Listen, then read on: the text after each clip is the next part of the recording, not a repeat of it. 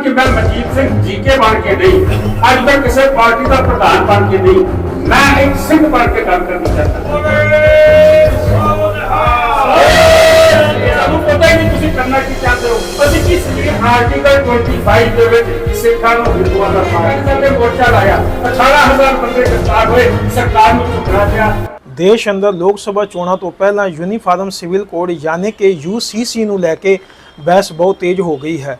ਦੇਸ਼ ਦੀਆਂ ਕਈ ਪਾਰਟੀਆਂ ਇਸ ਦੇ ਸਮਰਥਨ ਵਿੱਚ ਨੇ ਤੇ ਕਈ ਪਾਰਟੀਆਂ ਇਸ ਦਾ ਸਖਤ ਵਿਰੋਧ ਵੀ ਕਰ ਰਹੀਆਂ ਨੇ ਅਤੇ ਇਸ ਸਾਰੇ ਵਿਚਕਾਰ ਪ੍ਰਧਾਨ ਮੰਤਰੀ ਨਰਿੰਦਰ ਮੋਦੀ ਦੁਆਰਾ ਦਿੱਤਾ ਗਿਆ ਬਿਆਨ चर्चा का विषय बन गया है कि यूनिफॉर्म सिविल कोड के नाम पर ऐसे लोगों को भड़काने का काम हो रहा है।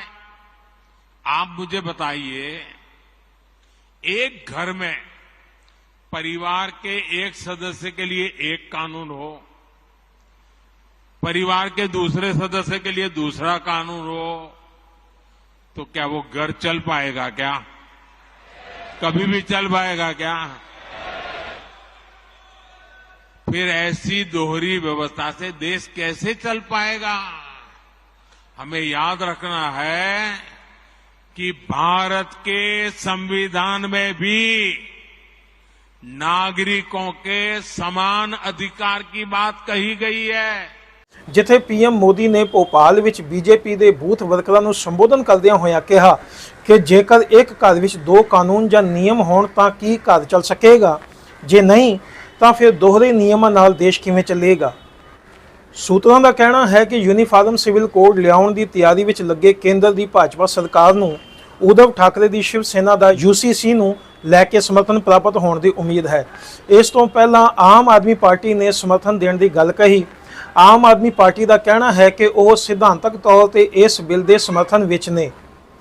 AIMIM ਦੇ ਪ੍ਰਮੁੱਖ ਅਸਾਉਦੀਨ ਓਵੈਸੀ ਨੇ ਸਮਾਨ ਨਾਗਰਿਕ ਸੰਹਿਤਾ UCC ਨੂੰ ਲੈ ਕੇ ਪ੍ਰਧਾਨ ਮੰਤਰੀ ਨਰਿੰਦਰ ਮੋਦੀ ਤੇ ਨਿਸ਼ਾਨਾ ਸਾਧਦਿਆਂ ਕਿਹਾ ਕਿ UCC ਦੇ ਨਾਂ ਤੇ ਪ੍ਰਧਾਨ ਮੰਤਰੀ ਮੋਦੀ ਕੇਵਲ ਹਿੰਦੂ ਸਿਵਲ ਕੋਡ ਲਾਉਣਾ ਚਾਹੁੰਦੇ ਹਨ, ਜਿਸ ਦਾ ਉਹ ਪੁਰਜ਼ੋਰ ਵਿਰੋਧ ਕਰਦੇ ਹਨ। ਦੱਸਣਯੋਗ ਹੈ ਕਿ ਇਸ ਬਹਿਸ ਦੇ ਵਿਚਕਾਰ ਸਿੱਖ ਜਥੇਬੰਦੀਆਂ ਨੇ ਸਿੱਖ ਪਰਸਨਲ ਲਾਅ ਬੋਰਡ ਬਣਾਉਣ ਦਾ ਵੀ ਐਲਾਨ ਕੀਤਾ ਹੈ। ਸ਼੍ਰੋਮਣੀ ਗੁਰਦੁਆਰਾ ਪ੍ਰਬੰਧਕ ਕਮੇਟੀ ਅਤੇ ਸ਼੍ਰੋਮਣੀ ਅਕਾਲੀ ਦਲ ਦੇ ਮੋਦੀ ਸਰਕਾਰ ਦੇ ਇਸ UCC ਦੇ ਵਿਰੋਧ ਦਾ ਵੀ ਐਲਾਨ ਕੀਤਾ ਹੈ। ਅੱਜ ਦਿੱਲੀ ਦੇ ਗੁਰਦੁਆਰਾ ਰਕਾਬਗੰਜ ਸਾਹਿਬ ਸ਼੍ਰੋਮਣੀ ਅਕਾਲੀ ਦਲ ਦੇ ਦਫ਼ਤਰ ਅੰਦਰ ਸਿੱਖ ਜਥੇਬੰਦੀਆਂ ਅਤੇ ਵੱਖ-ਵੱਖ ਸੰਸਥਾਵਾਂ, ਸਿੰਘ ਸਭਾਵਾਂ ਦੇ ਪ੍ਰਬੰਧਕਾਂ ਅਤੇ ਦਿੱਲੀ ਤੋਂ ਇਲਾਵਾ ਪੰਜਾਬ, UP, ਮੱਧ ਪ੍ਰਦੇਸ਼ ਹੋਰ ਸਟੇਟਾਂ ਤੋਂ ਵੀ ਇਸ ਮੁੱਦੇ ਦੀ ਗੰਭੀਰਤਾ ਨੂੰ ਸਮਝਦੇ ਹੋਏ ਲੋਕਾਂ ਨੇ ਅਤੇ ਵੱਖ-ਵੱਖ ਪ੍ਰਬੰਧਕ ਕਮੇਟੀਆਂ ਨੇ, ਅਹੁਦੇਦਾਰਾਂ ਨੇ ਸ਼ਮੂਲੀਅਤ ਕੀਤੀ। ਅੱਜ ਦੀ ਇਸ ਵੀਡੀਓ ਵਿੱਚ ਅਸੀਂ ਜੋ ਵਿਚਾਰ UCC ਨੂੰ ਲੈ ਕੇ ਦਿੱਤੇ ਜਾ ਰਹੇ ਨੇ ਉਹ ਆਪ ਜੀ ਜ਼ਰੂਰ ਸੁਣੋ ਤੇ ਕਮੈਂਟ ਬਾਕਸ ਵਿੱਚ ਆਪਣੇ ਵੀ ਵਿਚਾਰ ਜ਼ਰੂਰ ਦਿਓ। ਅੱਜ ਇਸ ਅਗਸਤ ਗੈਦਰਿੰਗ ਦੇ ਵਿੱਚ ਜਗ੍ਹਾ ਛੋਟੀ ਹੈ, ਗਰਮੀ ਹੈ, ਵਰਕਿੰਗ ਡੇ ਹੈ, ਲੇਕਿਨ ਜਿਸ ਤਰੀਕੇ ਨਾਲ ਤੁਸੀਂ ਆਏ ਹੋ ਮੈਂ ਸਮਝਦਾ ਕਿ ਅਸੀਂ ਸਾਰੇ ਤੁਹਾਡੇ ਤੇ ਨਤਮਸਤਕ ਹੁੰਦੇ ਹਾਂ, ਕਿਉਂਕਿ ਤੁਹਾਨੂੰ ਕੌਮ ਦਾ ਦਰਦ ਹੈ।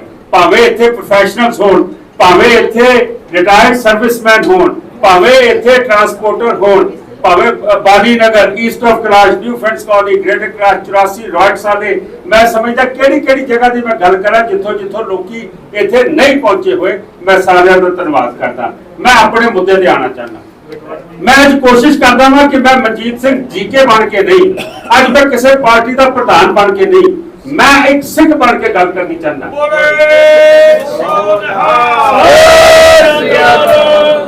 ਕਿਉਂਕਿ ਇਸ ਵੇਲੇ ਸਾਡੇ ਮੂਲ ਹੱਕ ਜਿਹੜੇ ਨੇ, ਮੈਂ ਇਹ ਨਹੀਂ ਕਹਾਂਗਾ ਉਹਨਾਂ ਤੇ ਹੱਥ ਪਾਇਆ ਗਿਆ, ਮੈਂ ਇਹ ਜ਼ਰੂਰ ਕਹਾਂਗਾ ਕਿ ਜਿਹੜੀ ਨਵੀਂ ਗੱਲ, ਇੱਕ ਨਵਾਂ ਸ਼ੋਸ਼ਣ ਛੇੜਿਆ ਗਿਆ, ਉਹ ਮੈਨੂੰ ਉਹਦੇ ਵਿੱਚ ਕੋਈ ਮਨਸੂਬੇ ਲੱਗਦੇ ਨੇ। ਜਾਂ ਤਾਂ ਸਰਕਾਰ ਸਾਫ਼ ਦਿਲੀ ਨਾਲ, ਪੇਸ਼ਗੋਈ ਨਾਲ ਸਰਕਾਰ ਜਿਹੜੀ ਹੈ ਉਹ ਆਪਣੇ ਉਹਦਾ ਖਲਰਾ, ਉਹਦਾ ਡਰਾਫਟ ਪੇਸ਼ ਕਰਦੀ ਔਰ ਸਾਡੇ ਕੋਲੋਂ ਉਹਦੇ ਉੱਤੇ ਮੰਗਦੀ। ਸਾਨੂੰ ਪਤਾ ਹੀ ਨਹੀਂ ਤੁਸੀਂ ਕਰਨਾ ਕੀ ਚਾਹੁੰਦੇ ਹੋ, ਅਸੀਂ ਕੀ ਸੁਜੈਸ਼ਨਸ ਦਈਏ। ਸਾਡੇ ਕੋਲ ਸੁਜੈਸ਼ਨਸ ਪੁਰਾਣੇ ਨੇ ਜਿਹੜੇ ਆਜ਼ਾਦੀ ਤੋਂ ਬਾਅਦ ਅਸੀਂ ਲੜਦੇ ਪਏ ਹਾਂ। ਮੈਂ ਸਮਝਦਾ ਹਾਂ 1947 ਤੋਂ ਬਾਅਦ ਬੜੇ ਐਸੇ ਇਸ਼ੂ ਸਨ ਜਿਨ੍ਹਾਂ ਦੇ ਉੱਤੇ ਕੌਮ ਨੇ ਲੜਾਈ ਲੜੀ, ਸਰਕਾਰ ਕੋਈ ਹੋਵੇ। ਸਾਡੇ ਕੋਲ ਬਹੁਤੇ ਖੱਟੇ ਐਕਸਪੀਰੀਅੰਸ ਨੇ, ਬਹੁਤ ਘੱਟ ਉਂਗਲਾਂ ਤੇ ਗਿਣਨ ਵਾਲੇ ਮਿੱਠੇ ਐਕਸਪੀਰੀਅੰਸ ਨੇ। ਸਾਡੇ ਮਸਲਿਆਂ ਦੇ ਉੱਤੇ ਸਾਡੇ ਨਾਲ ਧੱਕਾ ਹੁੰਦਾ ਰਿਹਾ। ਪਹਿਲੀ ਦਫਾ ਸਰਕਾਰ ਨੇ 1955-56 ਦੇ ਵਿੱਚ एक्ट लियाना चाहया uniform code of personal law under Hindu laws. उस वेले भी ਇਹਦੇ ਉੱਤੇ ਜਿਹੜੀ ਸੀਗੀ मैं समझदा कि मुखालफत की गई सी। श्रोमणी अकाली दल ने आख्या सीगा कि ਇਹ ਜਿਹੜੇ हिंदू ट्रेडिशन के हिसाब नाल तुसीं लॉ लियान लगे हो ये साडा नुकसान करेगी। ये एक धर्म ते नहीं होना चाहिए। हिंदुस्तान अनेकता च एकता है। इत्थे बड़े ऐसिया कम्युनिटीज ने ट्राइब्स ने उन्हां दा ख्याल रखना चाहिए। इसे क्योंकि मैं हुण जल्दी जल्दी अपनी गल खिंचांगा, समा घट है क्योंकि काफी गल्लां करना चाहता सीगा।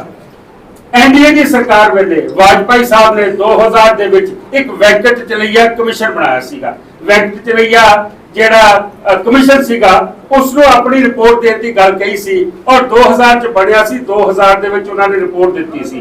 ਉਸ ਰਿਪੋਰਟ ਦੇ 13ਵੇਂ ਕਲਾਸ ਦੇ ਵਿੱਚ ਉਹਨਾਂ ਮੈਂਸ਼ਨ ਕੀਤਾ ਸੀ ਜਿਹੜੀ ਗੱਲ ਬੀਬੀ ਜੀ ਨੇ ਚੁੱਕੀ ਹੈ ਕਿ ਆਰਟੀਕਲ 25 ਦੇ ਵਿੱਚ ਸਿੱਖਾਂ ਨੂੰ ਹਿੰਦੂਆਂ ਦਾ ਪਾਰਟ ਦੱਸਿਆ ਗਿਆ, ਇਹ ਨਹੀਂ ਹੋਣਾ ਚਾਹੀਦਾ। ਉਹਨਾਂ ਨੇ ਆਖਿਆ ਸੀਗਾ ਕਿ ਇਹ ਜਿਹੜਾ ਆਰਟੀਕਲ 25 ਦੇ ਵਿੱਚ ਇਹ ਸੋਧ ਕਰਨੀ ਚਾਹੀਦੀ ਹੈ ਔਰ ਇਸ ਨੂੰ ਸੋਧ ਕਰਕੇ ਇਦਾਂ ਲੱਗਦਾ ਸਿੱਖਾਂ ਨੂੰ ਕਿ ਉਹਨਾਂ ਨੂੰ ਜਜ਼ਬ ਕਰ ਲਏਗੀ ਵੱਡੀ ਕਮਿਊਨਿਟੀ ਜਿਹੜੀ ਹੈ।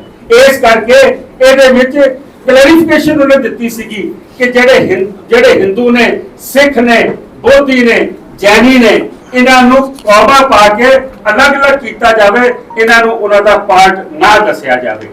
ਇਹਦੇ ਲਈ मैं तारीफ करांगा एक बीबी वरिंदर कौर जिन्हों ने रिट पाई सी सुप्रीम कोर्ट उस वेले, लेकिन वो रिट किते ना किते फॉलो अप नहीं हो सकी।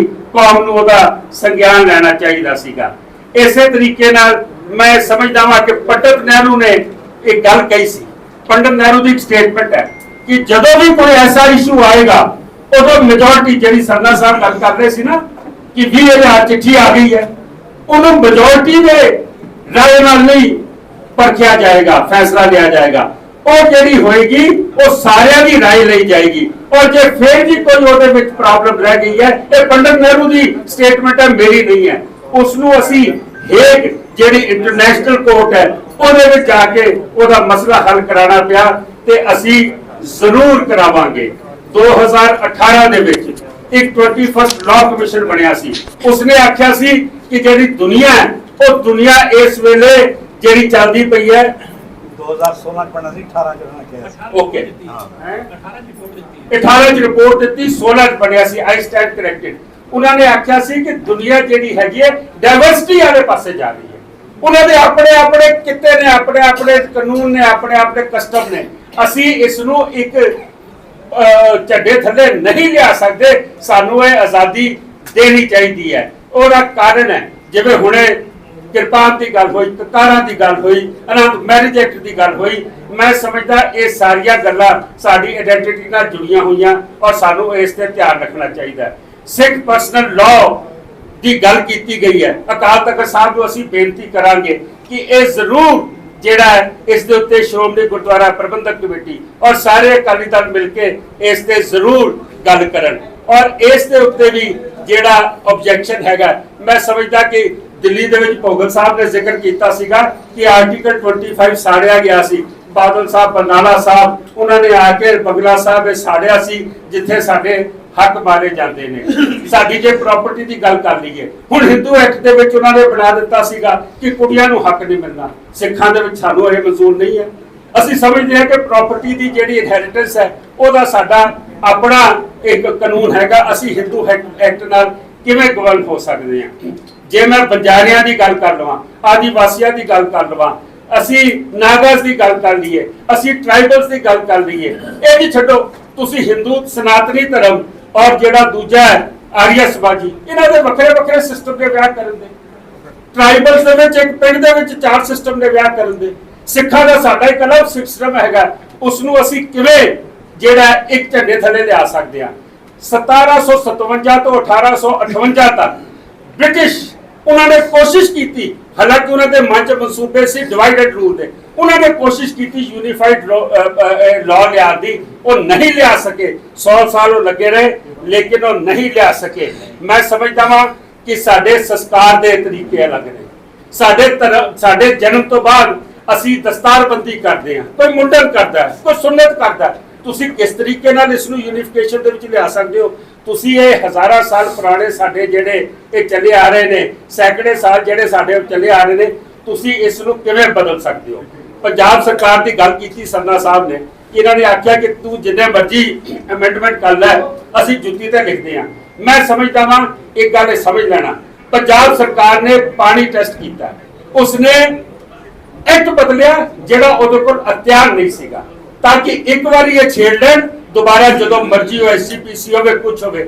ਇਹ ਤਜਰਬਾ ਇੰਦਰਾ ਗਾਂਧੀ ਨੇ ਕੀਤਾ ਸੀ 1970 ਦੇ ਵਿੱਚ, ਦਿੱਲੀ ਗੁਰਦੁਆਰਿਆਂ ਤੇ ਕਬਜ਼ੇ ਕਰਾ ਕੇ ਸਰਕਾਰੀ ਬੋਰਡ ਬਣਾਇਆ 5 ਸਾਲ ਦੀ। ਸ਼੍ਰੋਮਣੀ ਅਕਾਲੀ ਦਲ ਨੇ ਮੋਰਚਾ ਲਾਇਆ, 18,000 ਬੰਦੇ ਗ੍ਰਿਫਤਾਰ ਹੋਏ, ਸਰਕਾਰ ਨੂੰ ਝੁਕਣਾ ਪਿਆ, ਅਖੀਰ ਐਕਟ ਮਿਲਿਆ।